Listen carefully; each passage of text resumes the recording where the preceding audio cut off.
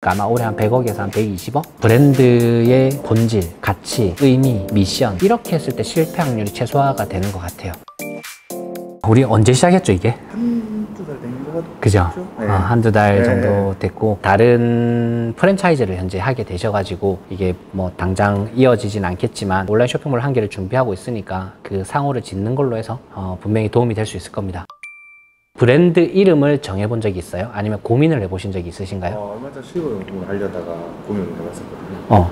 이 더케어로 가려고 했었는데 근데 더케어 너무 많아. 세차도 나오고 애완용품 케어도 나오고 케어하는 용품 다 더케어로 맞아요. 네. 그러면 더케어라는 이름을 정할 때 고민했던 사항들이 뭐가 있으세요? 브랜드 자체가 뭐 하는 데인지 명확하게 와야 된다 처음 생각이 들었어요. 우리가 전달하고 싶은 내가 정하고 싶은 이름이 있고 어떤 의미가 있고 또 뭔가 검색했을 때 내만 나와야 될 것 같고 이런 여러 가지가 있잖아요. 그런 것들을 한번 제가 쭉 정리를 해서 이름을 어떻게 정하면 되는 건지까지도 한번 제가 오늘 설명을 드려보도록 하겠습니다. 사실 저희가 지금까지 하면서 지금 이 강의에 대한 이름을 제가 정하지를 않았었어요. 그냥 유튜브에는 뭐 10억 프로젝트라고 해서 이런 컨텐츠 이름을 정하긴 해봤었는데 진짜 이 책을 지으면 책 이름을 정하잖아요. 그런 것처럼 제가 이 강의 제목을 정해야지 하면서 약간 미루고 있었거든요. 그러다가 제가 이번에 하나 정해봤습니다. 실패 확률을 최소화하고 100억 브랜드를 만드는 방법이라고 제가 이름을 정했어요. 왜냐면 저희 회사 매출 제가 말한 적 있어요? 100억 정도. 맞아요. 네. 정확하게 올해 상반기에 정확하게 49.6억을 했더라고요. 100억 안 됐어요. 하지만 아마 지금 조금 더 잘 나오고 있으니까 뒤로 갈수록 매출이 조금 더 많이 올랐거든요. 아마 올해 한 100억에서 한 120억 정도 예상할 것 같습니다. 그래서 제가 1000억 브랜드를 만드는 방법은 설명을 할 수는 없지만 그래도 100억 브랜드까지 만드는 방식이 이 방법이었으니까 이렇게 한번 이름을 정해봤습니다. 지금까지 했던 목차를 한번 보면 아이템을 선정하고 현실성 있게 개발이 가능한지를 테스트하고 그리고 브랜드 개발을 하는 이 순서로 이야기를 하고 있잖아요. 근데 이 순서가 사실은 동시다발적인 것 같아요. 거의 시작함과 동시에 같이 이루어지는 단계인 것 같습니다. 브랜드 만든다고 하면 브랜드 이름 정하는 걸 사람들이 제일 먼저 하는 경우가 많은데 맞기는 맞아요. 아주 약간 앞에 아이템을 정하고 라인업까지 정하고 현실성이 있는지까지 체크를 하고 나서 이제 브랜드 이름을 정하면 좋겠다라는 이 이야기더라고요. 제가 그냥 딱 이 단계로 해서 이렇게 나아가고 있는 것 같아요. 우리가 아이템을 정했고 현실성 있는 것까지 다 체크했기 때문에 이렇게 했을 때 실패 확률이 최소화가 되는 것 같아요. 저도 아기 셋을 키우면서 아빠로서 이 일을 정말 중요하게 생각하고 접근했기 때문에 제가 이 단계로 브랜드를 만들었던 거죠. 핵심 아이템을 통해서 실패 확률을 최소화하고 라인업 확장을 미리 결정을 해서 100억이 갈 수 있는지 50억, 10억까지 갈 수 있는지에 대해서 어느 정도 우리가 가이드를 정하고 아무리 좋은 아이디어라도 안 만들어지면 안 되잖아요. 그 공장에서 안 된다고 하면 안 되잖아요. 근데 이런 경우가 상당히 많아요. 그래서 현실성까지 있는지를 체크한 다음에 그때 이제 브랜드 개발을 하면 좋겠다. 그리고 나서 브랜딩과 마케팅을 하면 좋겠다라고 생각을 하고 있습니다. 제목이 어떨지는 모르겠지만 저는 이렇게 하고 있습니다. 그래서 이제 진짜 중요한 것은 브랜드의 개발이죠. 브랜드 개발할 때 뭐부터 해야 될까요? 브랜드의 시작은 무엇일까요? 니즈 아닙니까? 약간 고차원적이 되기 시작하셨습니다. 브랜드의 시작은 네이밍에서 시작합니다. 네이밍. 이름 짓는 거에서 시작을 해요. 저도 이제 이 마케팅을 또는 이 브랜드를 개발하는 책을 진짜 많이 읽었거든요. 진짜 책을 최소 100권, 그러니까 100권 이상을 무조건 읽었어요. 그냥 학문적으로 누군가가 설명해 주는 내용은 없었어요. 그러면서 이제 저만의 방식으로 약간 정립이 된 거죠. 시작은 바로 네이밍이었다. 성경 처음에 까만 게 있으니 어둠이라 이름을 지었고 밝음이 있으니까 뭐라고 지어요? 빛이라고 이름 정하고 이름이 정해지면서 무엇이든지 다 결정이 나요. 머릿속에 막 고민을 하다가 이름을 딱 정하는 순간부터 브랜드가 시작이 딱 돼요. 그 전에는 가상의 이야기였죠. 결정은 바로 네이밍에서 시작을 된다. 그러면 브랜드의 중간은 이거는 뭐 브랜딩이죠. 브랜딩이라고 ing가 붙어서 끝없이 계속 이어지는 걸 브랜딩이라고 하죠. 브랜드의 종교는 뭘까요? 브랜드도 약간의 멈추는 단계가 있습니다. 진짜 끝남이 아니라 약간 멈춰 쉬는 그 단계를 종결이라고 표현을 했어요. 브랜드를 위한 이 종결의 순간은 언제 그만해도 될까요? 어느 정도 매출이 올랐을 때 브랜드의 종결은 영업이나 회사에 대한 이야기가 아니라 이 브랜드를 이제는 브랜딩 작업을 조금 멈춰도 될 것 같아 라고 생각하는 건 바로 우리의 목적 중에 하나죠. 브랜드의 종교는 고착화가 되는 순간이에요. 그러니까 이런 거죠. 금방 이야기 나왔던 빛 하면 떠오르는 이미지 있죠. 어둠 하면 떠오르는 이미지 있죠. 우리 둘이 어떤 이미지라고 같이 말을 하진 않았지만 딱 떠오르는 이미지가 아마 거의 비슷했을걸요. 이걸 고착화라고 해요. 누군지는 모르지만 우리 머릿속에 그걸 심어 넣은 거죠. 지금 이 영상을 보는 분도 저한테 신겨 있는 이미지가 있겠죠. 제가 말하면서 제 행동, 제 외모, 제 말투 말투 모든 것들이 이제 그분들한테 신경 쓸 거고 그냥 제 목록 이미지 썸네일을 딱 보는 순간 아, 저 사람이 이렇게 말할 것 같아 라는 그 느낌이 딱 고착화되는 순간 있죠. 그게 이제 이제 브랜드는 살짝 멈추고 이제는 다른 일을 해도 되는 순간이 옵니다. 즉 우리의 최종 목적은 고착화시켜 나가는 거죠. 우리가 네이밍해야 되는 이름이 우선 4가지가 있습니다. 온라인 쇼핑몰에 한정된 이야기예요. 첫 번째는 상호명, 이걸 회사 이름 CI라고 하죠. 삼성전자, LG, 애플, 현대처럼 우리가 알고 있는 이 제조사 상표명이 바로 브랜드죠. 그래서 BI라고 하고 갤럭시, 비스포크, 아이폰, 그램 정할 수가 있고 또 상품명은 Z 플립, 노트, 버즈처럼 브랜드랑 약간 혼용해서 쓰는 경우가 많습니다. 쇼핑몰 이름도 같이 정해야 됩니다. 쿠팡에서도 판매자명이 온라인 쇼핑몰에서 또 위에 도메인 주소라든지 들어갔을 때 딱 떠오르는 이런 것들을 의외로 회사 이름이랑 브랜드랑 같이 쓰는 분들이 많아요. 그렇게 할 필요 없다 이야기를 하고 싶은 건데 가상의 사례를 한번 보여드려 볼게요. 건강기능식품을 판다. 그리고 내가 소싱도 할 거고 수출도 할 거고 또 약간 내가 처음 만든 회사 이름인데 좀 있어 보였으면 좋겠고 그러면 이제 회사 이름은 우선은 인터내셔널 약간 있어 보이는 이름 정하고 브랜드는 하루하날이라고 해서 컨셉을 좀 담았고 하지만 이 안에 또 상품명을 또 정해야 되잖아요. 그러니까 상품 이름 또 센터룸이라고 하나 정해봤고 그리고 위에 온라인 쇼핑몰 이름은 건강한 습관이라고 정했다. 너무 많은 거죠. 이 4가지가 다 보여지면 너무 헷갈리는 거죠. 그래서 저는 이렇게 4가지를 다 정하는 방법은 너무 안 좋은 방법인 것 같아요. 굳이 정한다면 저 같으면 하나를 딱 정하고 정한 이름을 4개를 다 똑같이 쓸 것 같아요. 그렇게 해서 하루하날이라는 이름을 내가 진짜 정했다. 회사 이름 하루하날 조금 부끄럽잖아요. 그래도 정하는 게 좋다. 상표명도 그렇게 하고 네이버 스마트 스토어명도 이렇게 다 정해놔요. 나중에 진짜로 내가 한 10억 매출이 나오는 순간 내가 더 이상 하루하날이라고 브랜드 이름을 회사 이름을 좀 쓰기 힘들어지는 순간 대부분 개인 사업에서 법인으로 한번 전환을 하거든요. 그때 바꿔도 되고요. 아니면 법인이든 개인이든 상호는 얼마든지 한 번 정도 바꿀 수는 있습니다. 그러니까 이건 너무 의외로 걱정 안 해도 돼요. 그리고 스마트 스토어가 잘 되잖아요. 그럼 이 스마트 스토어를 사고 팔고도 할 수가 있어요. 이 명의 변경만 하면 돼요. 내가 새로운 사업자 내서 명의 변경하면 얼마든지 이것도 바꿀 수 있잖아요. 상표명은 가능하면 안 바꾸고 가는 게 좋죠. 왜냐하면 고착화시켜 나가고 있는데 그게 바뀌면 헷갈리니까. 상품명은 사실은 사람들이 의외로 신경 잘 안 써요. 그런데 센터룸 이런 거 정해놓으면 너무 다음에 바꾸기 힘들어요. 그래서 스마트 스토어명은 실제로 네이버에서 1번인가 2번 정도 바꿀 수 있습니다. 처음에 이렇게 4가지를 하나로 정하는 걸 사실 조금 좋게 봅니다. 저도 저희 회사 이름이 있고 브랜드가 있고 모든 것들을 이거 하나로 딱 해서 막 밀어붙였어요. 실버 용품을 만들 때 더케어라는 이름을 정했을 텐데 이거를 고민하셨던 게 아마 이럴 거예요.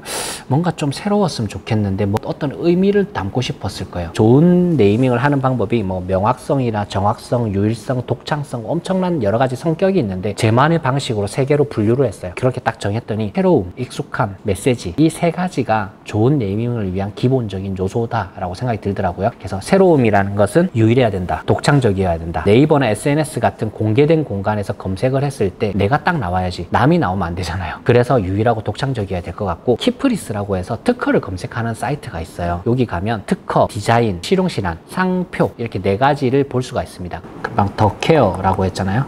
더케어라고 하면 여기 특허랑 실용실안을 합쳐서 1개로 보여주고 있고 그 다음에 디자인, 상표에서 이렇게 3개를 보여주고 있어요. 케어와 관련된 특허가 이만큼 있고 디자인이 이만큼 있고 상표가 이만큼 있죠. 그 중에서 우리는 이 이름에서 중요한 것은 상표죠. 이 이름에서는 상표를 클릭하면 119개의 상표가 이미 등록되어 있어요. 쭉 보면 더케어, 더케어, 더케어, 더케어에서 엄청 많죠. 이렇게 많은 이름은 실제로 내가 상표 등록이나 브랜드 등록이나 네이버에 등록하거나 할 수가 없어요. 여기에 등록이 되고 인정이 받아야 나한테 힘이 생기거든요. 공신력 있는 이름이 되는 거잖아요. 근데 이렇게 되면 아무래도 힘들죠. 그러면 무조건 안 되냐? 그건 아니긴 해요. 여기 보면 상품 분류라고 해서 연구를 클릭하면 이게 과학이나 컴퓨터나 이 디지털에 관련된 이 분류가 있죠. 이거에 한해서 이 사람이 우선 거절이 되었죠. 단계가 출원하고 여기서 아니다 하면 거절이 되고요. 출원하고 괜찮다 이러면 등록이 돼요. 더케어 앞에 뭔가를 붙이든지 뒤로 뭘 붙이든지 해서 등록시킨 사람이 있습니다. 이렇게 뭐 더케어 드림 이렇게 해서 우리가 생각하고 있는 이름은 여기 웬만하면 다 등록되어 있습니다. 저도 이렇게 해서 상표 등록한 거는 조금 개수는 여러 개가 있는 것 같아요. 상표 등록은 여기서 꼭 하셔야 됩니다. 익숙해야 된다. 왜냐하면 듣고 까먹는 이름들이 의외로 많아요. 읽고 쓰고 기억하기 쉬우려면 익숙해야 돼요. 그 다음에 또 직관적이어야 돼요. 딱 단어를 보는 순간 떠오르는 이미지가 있잖아요. 그 이미지를 얻어가야 되는데 그거랑 반대되는 이미지를 주면 안 되거든요. 약간 직관적인 느낌. 쓰기 등록됐을걸요? 잠깐만 한번 봐야겠다. 와, 이거를 등록시켰어. 이 힘든 이름을. 근데 쓱 하면 딱 떠오르는 이름이 있잖아요. 뭔가 스며시 가는 느낌도 있지만 딱 주는 느낌도 있잖아요. 그런 느낌인데 그래서 신세계라는 곳에서 진짜 35분 분류를 해서 진짜로 16년도에 등록을 시켜냈죠. 이렇게 직관적인 이름을 주는 거를 사실 원하죠. 우리가 상표를 만들 때. 아무 의미가 없으면 안 되잖아요. 그래서 메시지 의미가 내포 가능하고 또 내가 만든 그 이름이 전달 가능한 이름으로 만들어야 됩니다. 그래서 힘들어요. 왜냐면 새로움과 익숙함이 비슷한가요? 그렇죠. 네. 익숙한데 새로운 이름. 약간 제가 디자이너 분들과 이야기할 때 이런 느낌이죠. 되게 화려한데 심플하게 해달라. 말이 안 되는 거예요. 연결성이 없는 거예요. 익숙한데 새롭다는 서로 반대되는 이야기예요. 그러니까 네이밍이 진짜 힘들어요. 와, 익숙하게 만들기 위해서 내가 정말 쉬운 단어를 하려고 봤더니 이미 다 등록되어 있는 거죠. 정말 새로운 이상한 말도 안 되는 단어를 내가 딱 정했어요. 칼드마. 무슨 말인지 내가 어떻게 해요? 새로운 이름이긴 하지만 익숙하지 않잖아요. 그러니까 까먹어요. 두 번째가 직관적인데 포괄적인 이름으로 지어야 돼요. 뭔가 작은 의미를 딱 전달했는데 엄청난 이미지를 나중에 줘야 돼요. 왜? 라인업이 확장될 거니까. 우리 브랜드에서 담고 싶은 이야기가 너무 많으니까 나중에 커지면 그걸 다 전달해야 되는 포괄적인 이름까지 미리 고민해야 되는 거죠. 또 처음 봤는데 기억에 남는다. 처음 만난 사람들 얼굴이 기억에 남아요? 안 남아요. 근데 우리의 상표 이름은 처음 보는데 기억에 남아야 돼요. 또 강력하지만 유일해야 돼요. 강력한 이름은 다 썼지. 강력한 이름을 누가 남겨놨겠어요? 예전에 우리 키프리스에 등록된 그 분류를 보면 처음에는 한자, 두자짜리가 많았어요. 과거에 뭐 60년도, 70년도 이렇게 상표 등록 많이 했어요. 2000년도 넘어오면서 세자, 네자 늘어났어요. 왜? 앞에 거 다 썼으니까. 두자짜리가 더 이상 조합할 수가 없는 거예요. 그러니까 세자, 네자, 다섯자가 늘어난 거 아니에요. 그래서 요즘에 상표가 다 길잖아요. 그런데 어떻게 우리가 강력한 유일한 이름을 만들어내냐고. 그래서 우리가 네이밍 힘들죠. 하지만 우리가 해야 되죠. 하는 방법이 있습니다. 하는 방법 이야기해 드릴 건데 좋은 네이밍을 하는 방법을 과거의 약간 트렌드랑 지금까지 역사를 조금 훑어보면 도움이 돼요. 남들은 어떻게 했고 과거에는 어떻게 만들었는지를 알면 우리가 앞으로 어떻게 지으면 좋겠다를 볼 수 있겠죠. 네이밍 트렌드를 보면 처음에는 한자가 유행했어요. 삼성, 현대, LG가 금성인 거 혹시 아세요? 예. 와, 럭키 골드. 옛날 분이시네요. 럭키 금성. 예. 그래서 줄여서 럭키가 금성이 됐죠. 그렇게 아주 오래된 이름은 그것뿐 아니라 우리 주변에 있었던 가게 이름들도 보면 두자가 그 당시에는 상당히 많았었어요. 그러다가 이제 영어가 많이 나오기 생각했고 영어가 나온 다음에 이제 나온 게 외국어, 그러니까 러시아, 이탈리아, 프랑스, 영어도 이제 어느 정도 너무 많이 쓴 거예요. 그러니까 다른 나라의 동일한 의미를 갖고 있는 것들을 가지고 왔고 그러면서 너무 외국어가 남발이 되니까 나온 게 순우리말. 뭔가 약간 친숙한데 요즘 느낌 나게 트렌드가 살짝 바뀌었죠. 보리떡, 뭐 순이네, 이부자리, 한글 우리나라 말을 쭉 쓰기 시작했고 그러면서 생긴 게 우리나라 말이 익숙해지면서 의태어, 의상어, 문장 이러면서 문장이 점점 길어지기 시작했죠. 그러다가 이게 너무 기니까 요즘 사람들은 너무 긴 이름은 기억하기 힘드니까 줄였죠. 그래서 함축되기 시작했죠. 그래서 앞자리 2개만 더해서 만들어진 신조어가 생기기 시작했죠. 우리 상표나 네이밍에서도 이 역사가 그대로 담겨 있어요. 조합은 영어 한글, 영어 한자, 의미, 의성어 이런 식으로 많이 조합하고 있고요. 함축은 2-3 음절 정도로 해서 등록을 하고 있죠. 길게 나열하고 함축하는 방식, 뭐 티켓몬스터를 줄여서 티몬, 위 메이크 프라이스 줄여서 위메프. 그래서 네이밍 하는 방법은 이 트렌드를 보면 아 우리가 어떻게 해야 되겠다라는 걸 알 수가 있는 거죠. 조합하는 이유는 보면 의미가 있고 익숙하고 기억에 남는 강력한 이름을 정하기 위해서 우리는 우선은 쭉 길게 여러 가지 2개, 3개의 단어들을 이용해서 문장 형태로 길게 만들죠. 그리고 나서 함축, 새롭고 직관적이게 보이게 하기 위해서 첫 번째 2개 단어 또는 강력한 단어들을 2-3개를 합쳐서 함축을 하시면 됩니다. 그렇게 하면 제가 앞에 좋은 네이밍을 하는데 필요한 게 3가지를 했잖아요. 새로워야 된다, 익숙해야 된다, 메시지를 담을 수 있어야 된다. 이 3가지가 가능해지는 거죠. 유튜브 채널 이름이 셀링하니거든요. 너 요즘 셀링하니? 내가 도와줄게. 이런 뜻이면서 셀링하니라고 정했어요. 그래서 뭐 영업하니라고 할 수도 있고 판매하니 할 수도 있지만 셀링하니라고 해서 약간 재밌게 이름 정했고 줄여서 셀하. 셀링하니 이러면 뭔가 셀러들을 위한 뭔가 플랫폼 같아 라고 떠올리게 만들고 셀하라고 해서 처음 듣지만 뭔가 익숙한 듯한 느낌을 심어줬죠. 이렇게 하면 얼마든지 좋은 네이밍을 할 수는 있습니다. 하지만 제일 중요한 것은 메시지, 의미를 내포해야 됩니다. 브랜드 컨셉이란 단어 혹시 한번 들어보신 적 있어요? 컨셉이란 단어가 뭐죠? 이게 마케팅 광고 용어에서 제일 많이 쓰는 용어거든요. 컨셉이 뭘까요? 특징 같은 게 아닐까요? 특징을 담고 있는 그 개념적인 의미를 컨셉이라고 표현하거든요. 그래서 브랜드 컨셉이 뭐야? 라는 질문이 뭐냐면 브랜드가 왜 존재해? 그거 왜 만들었어? 그거 뭐 하는 브랜드야? 이런 포괄적인 의미에서 우리는 브랜드 컨셉이라고 쓰고요. 그 제품의 컨셉이랑 달라요. 제품의 컨셉은 뭘까요? 예를 들어서 도너츠 만드는 데서 제가 최근에 도너츠를 하나 샀는데 이번에 만든 이 도너츠의 컨셉은 뭐야? 봄이니까 봄의 벚꽃을 이용해서 핑크색 에디션을 만들었어요. 이거는 제품에 대한 컨셉, 브랜드의 컨셉은 이 제품은 왜 존재해? 이거 왜 만들었어? 이 안에 뭘 너 담았어? 무슨 말이 하고 싶어? 를 컨셉이라고 생각하시면 돼요. 컨셉이란 용어가 중요한 게 아니라 이 컨셉이 갖고 있는 이 전반적인 이유에 대해서 좀 담아서 생각을 해야 되고요. 그래서 결국은 브랜드의 본질적 가치를 브랜드명에 더해 나가는 것을 우리는 브랜드 컨셉이라고 생각하시면 돼요. 그래서 제일 쉽게 설명하는 건 슬로건과 상품명을 같이 섞어서 생각하시면 되거든요. 저희 같은 경우는 밑에 보시면 셀러들을 위한 모든 데이터를 제공하겠다라는 게 우리의 가치, 우리가 존재하는 이유라고 결정을 했고 우리 브랜드 이름 셀하라고 우리가 담게 된 거죠. 그래서 여기서 컨셉이라는 단어 제가 이야기를 해주고 싶었고 이 브랜드 컨셉은 어떻게 만들어지냐면 본질적 가치를 브랜드명에 더해 나가는 것을 컨셉이라고 합니다. 그래서 우리 브랜드명에다가 의미를 더하면 돼요. 어떤 의미를 담느냐? 브랜드의 본질, 가치, 의미, 미션, 사명, 핵심 가치, 핵심 역할. 어렵죠? 시험 쳐야 될 것 같습니다. 시험 쳐야 될 것 같죠? 미안해요. 그래서 제가 이제 이야기하고 싶은 게 에센스란 단어는 기억했으면 좋겠어요. 에센스가 제가 말했던 금방 이상한 시험 치는 용어들 있죠. 핵심 가치, 미션, 사명, 뭔지 모르겠는데 알 것 같은 그 용어들을 다 합쳐서 에센스라고 생각하세요. 그러면 돼요. 이해됐어요?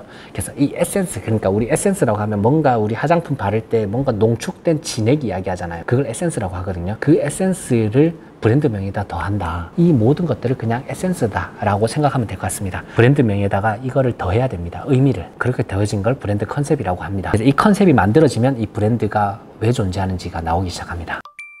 아마 제가 만들고 있는 이 영상을 어떤 학문적인 분이나 정말 고차원적이거나 이런 분들이 보면 무슨 말 하는 거야? 라고 생각할지도 모를 것 같아요. 근데 제가 하고 싶은 얘기는 저는 이 업계에서 이 일을 하면서 꼭 필요한 것들만 제 마음대로 조합을 하면서 살아왔거든요. 누가 가르쳐 준 게 아니라 이런 교육 자료를 보고 취합해서 내가 실전으로 적용하면서 나온 저만의 데이터잖아요. 그래서 어쩌면 틀릴지도 모르겠어요. 근데 이게 뭐 정답은 없는 거잖아요. 우리 삶에서 내 브랜드에서 좋은 성과가 나오면 나한테는 정답인 거잖아요.